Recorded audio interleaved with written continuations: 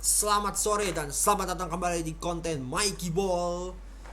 Dan ya, hari ini gue mau ngebahas tentang match day yang bakal bergulir di weekend ini ya, atau di match day kali ini gitu ya. Dimana ya beberapa pertandingan gue rasa bakal cukup seru, terutama di EPL, di di Serie A, Bundesliga, sama di satu lah di gue coba bahas di Eredivisie, di mana PSV akan bertemu dengan Ajax Amsterdam. Dan ya, uh, apa ya, gue nggak lupa juga pengen pesen bahwa ya kalian, kalau kalian suka dengan konten-konten yang gue buat, ya lu tinggal apa ya, pencet tombol lagi, klik aja like, comment, subscribe ke channel gua pastinya, Mikey Raharja. Dan ya, jangan lupa kalau kalian suka dengan konten gua, kalian bisa share uh, konten-konten gua ini, oke? Okay? Ya ini sih promosi dikit lah, tapi udah, that's fine. Ya sebagai channel yang baru mulai lah, ya nggak apa-apa lah, promosi sedikit-sedikit gitu, sekali-kali gitu. Di apa di channel gue ini lah ya, Legend ini punya gue dewe gitu kan channelnya, nggak salah juga kan promosi diri sendiri sekali-kali. Oke, gak usah lama-lama lah, gue mau bahas yang pertama dari EPL dulu. Dimana ya sebenarnya sih udah satu pertandingan bergulir, tapi gue males nonton karena ini pertandingan kemarin, bukan kemarin, tadi subuh tuh pasti gak seru. Tapi langsung aja kita bahas MU versus West Ham yang akan tanding jam 10 malam ini. Gimana ya kalau gue bilang MU ini, ya gue rasa sih satu pertandingan lawan Brentford di mana mereka menang gitu gak bisa jadi patokan bahwa mereka bisa menang juga lawan West Ham. Itu dari segi permainan, aduh ampun deh, bener-bener kan gue pernah bilang ya, walaupun lu menang lawan Brentford, tapi ya gue sih tetap yakin cara main lu tetap jelek gitu. Karena berkaca dari pertandingan lawan Aston Villa, permainan nol, performa tetap aja nol. Jadi gue uh, gak akan heran kalau misalnya performa MU tetap bakal kayak lawan Aston Villa kemarin, lebih-lebih lawan lu West Ham.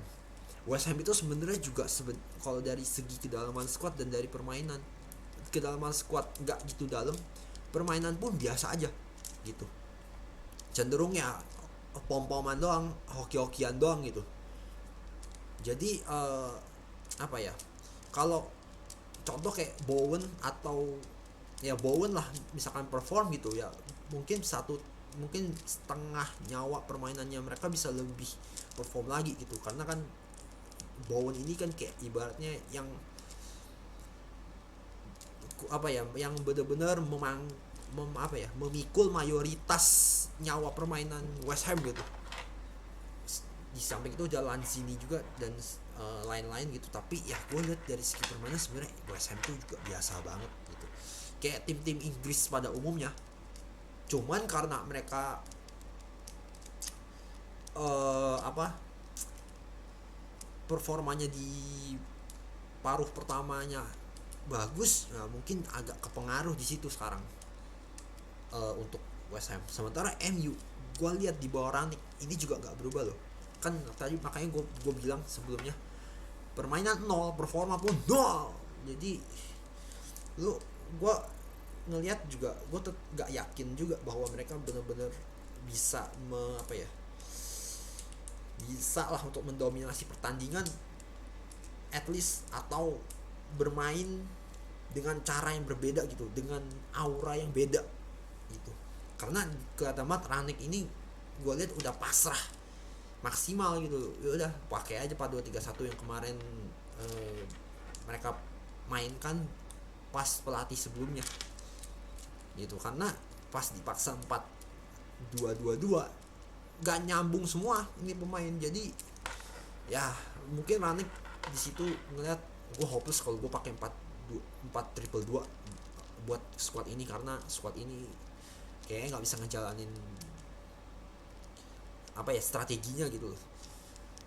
Ya ya udah akhirnya mainnya kayak kemarin aja, kayak lawan Aston Villa lebih gua ambil contoh yang udah paling bener, yang udah paling kelihatan lah gitu.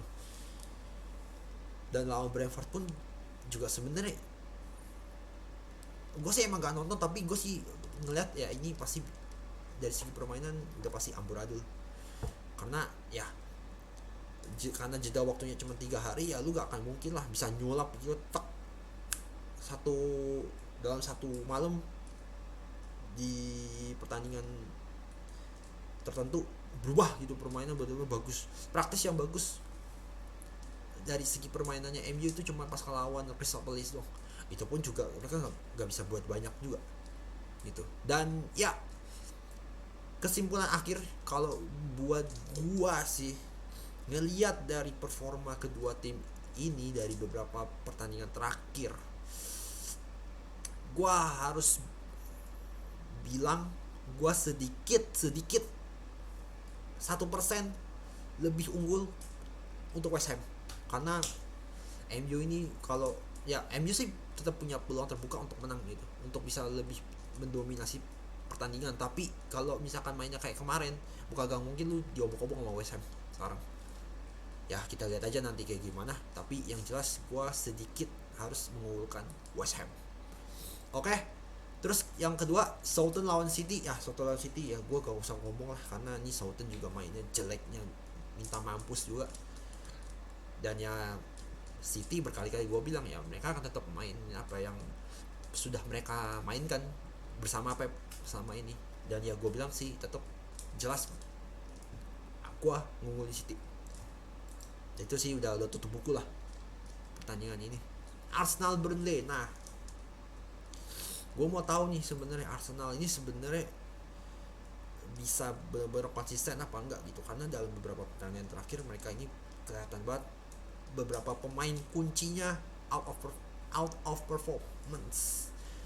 Odegaard gak kelihatan, ESR gak gitu kelihatan juga, Martinelli juga gak gitu kelihatan, Bukayo Saka biasa aja. Kalau dari gue ya, dari pandangan gue, karena gue apa ya, gue nggak nonton juga gitu kayak piala Carabao sama piala Kebo itu sama apa ya sama FA itu, karena untuk gue apa ya belum inilah belum Carabao Cup nggak gitu penting banget, walaupun ya sebenarnya kalau untuk di Inggris sana memang penting banget, tapi kalau untuk di Indonesia nya sendiri gua ngeliat ini pertandingan cuma buat fansnya aja gitu. Kalau dari gua ya, karena gua netral kalau masalah tim-tim dari Inggris ini. Ya kalau FA belum sampai ke quarter finalnya gitu-gitu, jadi belum gitu seru lah kalau gua bilang. Tapi ya kalau lawannya Burnley harusnya mereka bisa menang sih, harusnya ya mereka bisa mengungguli pertandingan ini, like bener-bener harus bisa lah, kudu wajib untuk dominan lawannya Burnley juga gitu. Dan ya gue jelas tetap akan ngunggulin Arsenal sini, jelas banget, karena ya dari segi kualitas aja beda banget Burnley ini, aduh ampun lah gue bilang. Nah, Chelsea versus Spurs ini yang seru gue bilang, karena ini pertandingan ya mempertemukan dua tim yang benar-benar lagi sakitan semua. Chelsea dengan Tuchel beberapa pertandingan terakhir gak bisa maksimal, dan ya tetap aja terus pakai formasi yang udah ketahuan lawan, like benar-benar hampir semua kontestan tahu strategi lu, cara apa ya strategi lu, dan mereka udah punya cara untuk menanggulangi formasi lu gitu dengan strategi lu yang sekarang lu pakai gitu. Gak ngerti gue benar-benar sama Tuchel ini, kepalanya mungkin terbuat dari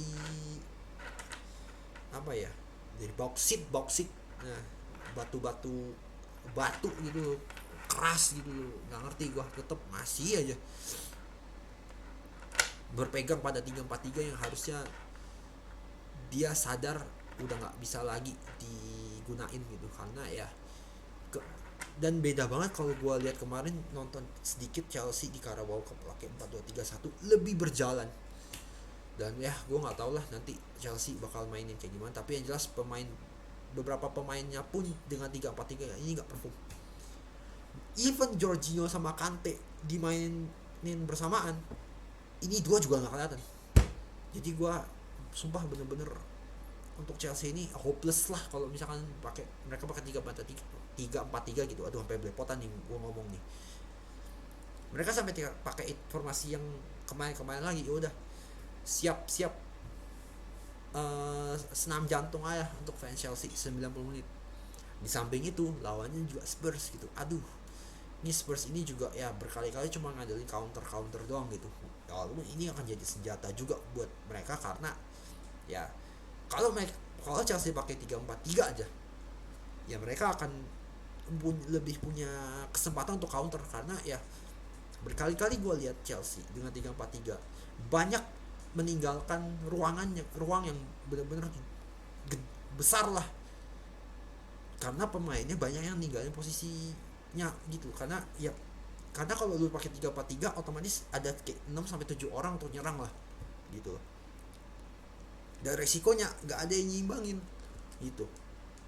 Even Kante yang dipasang sekarang yang gue lihat di Chelsea di tim Chelsea ini adalah ya akhir Kante ikut ke drag juga sedikit ke arah depan gitu untuk ngebantu, dan dia akhirnya juga nggak punya kesempatan untuk ngimbangin di sisi belakangnya Chelsea gitu. Dan akhirnya ya terbuka lah ruang antara lini belakang sama lini tengahnya Chelsea. Disitulah Spurs bisa manfaatin counter attack-nya mereka. Dan ya kalau gue bilang bagaimana pertandingan ini bakal berjalan, gue harus bilang ini mungkin akan berakhir imbang, mungkin akan malah berimbang dari awal gue bilang. Karena ya dari segi finishing mereka sama-sama bapuk, dari segi permainan juga aduh jeleknya kan main lah gitu dua tim ini. Jadi ya ini seru sih pertandingan ini buat gue, dan dua-duanya punya peluang untuk menang. Ya siapa yang lebih beruntung aja sekarang, karena gue harus bilang ini pertandingan bakal berimbang sih sepanjang 90 menit. Oke, kita langsung ke Bundesliga, dimana bentar gue cek dulu ada Hoffenheim versus Dortmund. Nah ini pertandingan ini ya bener-bener harus jadi apa ya, harus jadi pertandingan yang mereka wajib untuk menangkan lah buat Dortmund, karena Dortmund ini udah ketinggalan 6 poin. Dan ya mungkin Bayern bakal inconsistent in some points gitu, tapi lihat permainannya kemarin juga ya sesakit-sakitnya Bayern Munchen dengan apa ya, dengan tidak adanya Davies atau beberapa pemain kunci lain, ya mereka tetap akan bermain seperti biasa gitu. Mereka tetap bakal perform karena emang kedalaman skuadnya juga bagus, dan juga permainannya juga setiap pertandingan juga memang mereka bisa jaga konsistensinya gitu loh. Dan sementara kelihat di Dortmund ini kalau pemain kayak tiga kayu matinya lagi TOL selesai nih tim. Lebih-lebih Hoffenheim gitu. Hoffenheim ini juga tim ini gue bilang di Jerman termasuk salah satu kuda hitam selain Freiburg untuk gue, karena ini pemain gak ada yang benar-benar sama sekali menonjol dan murni mereka bermain as a team. Kalau gue ngelihat dari Hoffenheimnya sendiri gitu, gue sempat nonton dikit, emang ya mereka mainnya walaupun gak secanggih Dortmund gitu, gak se lihai Dortmund, tapi mereka bermain as a team gitu loh. Dan ya emang gak ada pemain juga yang benar-benar menonjol, kayak paling yang sering diandelin paling Baumgartner atau ya Kramaric, ya dua itu dari dua itulah yang mungkin sering kedengeran gitu. Dan Dortmund ini juga punya masalah dalam inkonsistensi, walaupun mereka beberapa pertandingan terakhir ini suka menang, udah mampu menunjukkan performa mereka kembali lah as a Dortmund yang seharusnya gue lihat gitu dari kacamata gue ya. Tapi kalau misalnya misalkan supply bola contoh ke Dortmund, karena Dortmund ini kan sangat ngandelin Haaland gitu. Haaland nggak dapat supply bola yang oke, selesai ini tim. Kalau misalkan juga kalau itu 3 kali mati, Emre Can, Hummel sama Dahoud gitu. Misalnya mereka main 3 bareng-bareng gitu. Ya 2 pas 1 aja nggak perform, akan jadi masalah buat Dortmund. Bener. Dan itu udah sering banget terjadi gitu.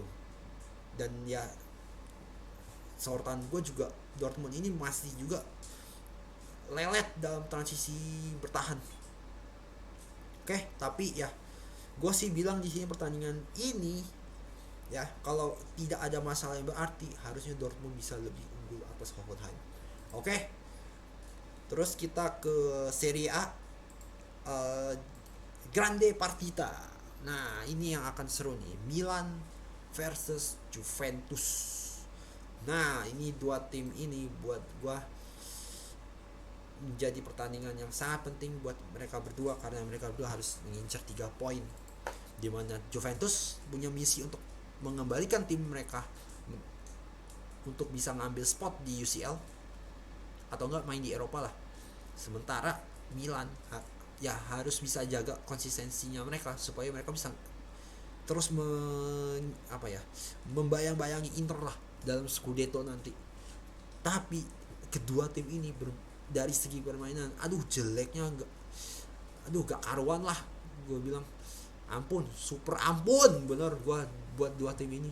Milan cuman ngandelin fisik doang, ngandelin persistensinya mereka doang, sementara Juventus ya kalau dari segi permainan Juventus lebih oke gitu. Cuman gue lihat di tengahnya ini masih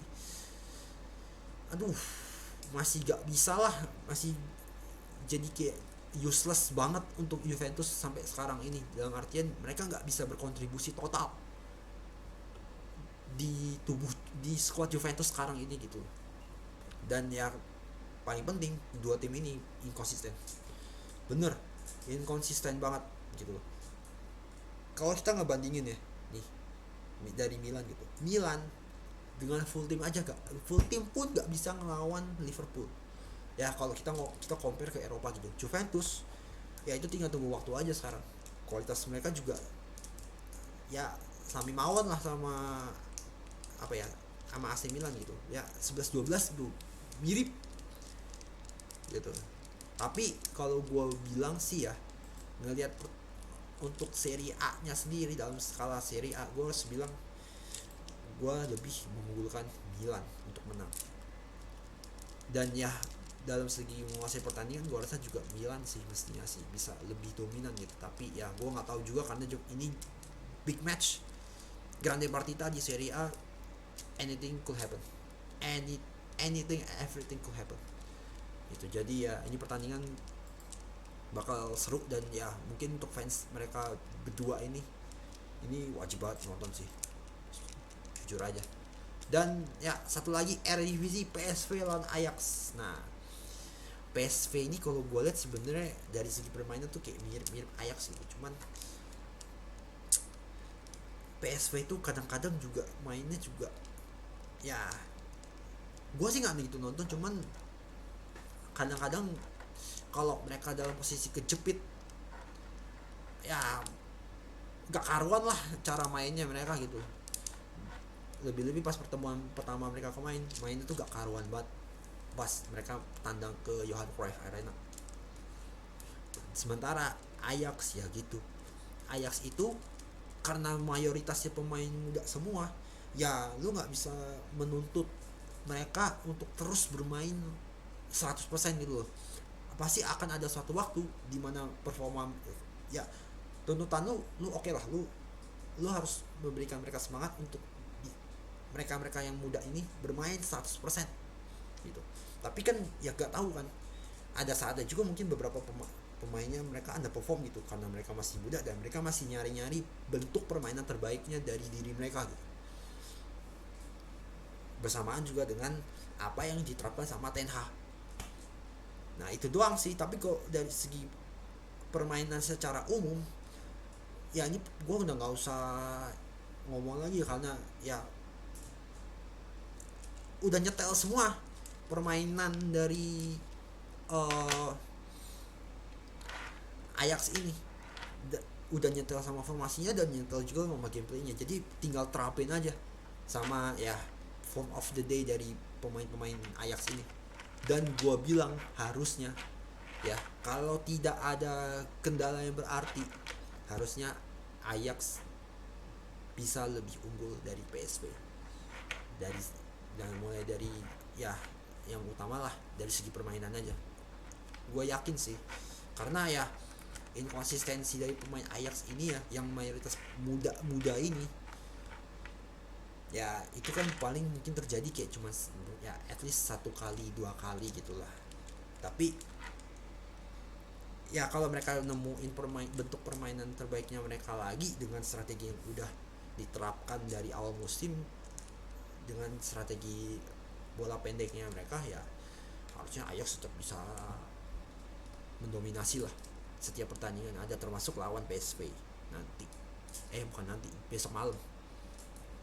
Oke, mungkin itu aja video dari gua mengenai preview matchday minggu ini. Terima kasih yang udah nonton dan sampai ketemu lagi di Mikey World berikutnya. Ciao. Galah MU bener. Apakah akan terjadi lagi? Kayaknya iya.